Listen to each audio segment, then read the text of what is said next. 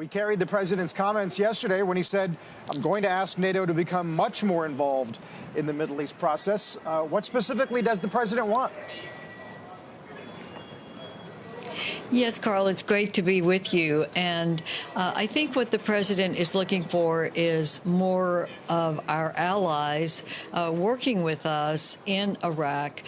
We do have a mission in Iraq now to train and advise the Iraqi armed forces to try to help them help themselves to defeat ISIS. But we also can do more in that area, and that is something that our NATO Council will have to discuss and decide that we would do more. But it is important that we not walk away from the Defeat ISIS coalition that we have put together, because that is what's holding the terrorists where they are so that they don't come back and attack Americans or any of our allies in the NATO alliance. It's no surprise, obviously, the president's had his issues with NATO when it comes to various countries and their commitments. But how does the White House balance their request to be able to act unilaterally as the U.S. sees fit, and yet also balance that with a consensus-forming ability of getting NATO to help out? How do we have that both ways? Well, thank you, Carl, because really that is the value of NATO, because we do different things when we act unilaterally, and we certainly have the right to do that. But when we act with NATO, it is with 28 other allies, and we speak with one voice, and it is our unity that is our strength.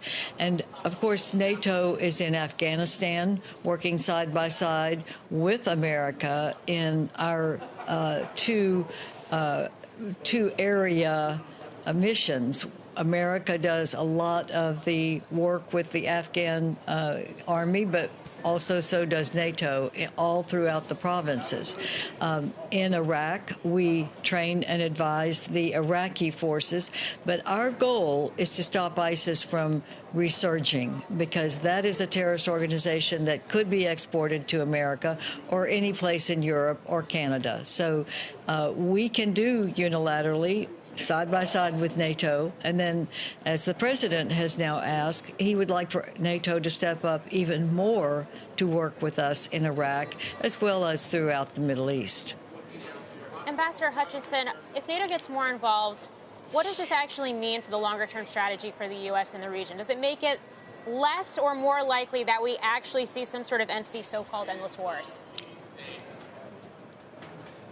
I think that we are all committed to countering terrorism. That's why we came to the Middle East in the first place. It's why we're in Afghanistan, of course, and why NATO stepped up with us. This was the only time NATO had invoked Article 5, which is if one of us is attacked, we're all attacked. So counterterrorism is one of our major NATO missions, and of course it's very important for the safety of the people of America and Canada as well as Europe. So I think that it is something that we've all agreed is a major common threat that our NATO allies have with us, and that's why we work together, sometimes side by side and sometimes within the same framework. We've already seen demand for missile defense growing in recent years among our allies. Presumably, these recent strikes are only going to fuel that type of demand. How big is the risk that more allies would consider Russia's anti-missile systems, especially given the fact that Turkey, a NATO member, already purchased that S-400 last year? Well, we are still trying to stop that Russian missile system from being deployed in Turkey. That is going to stop the interoperability of all of our air defense systems in NATO.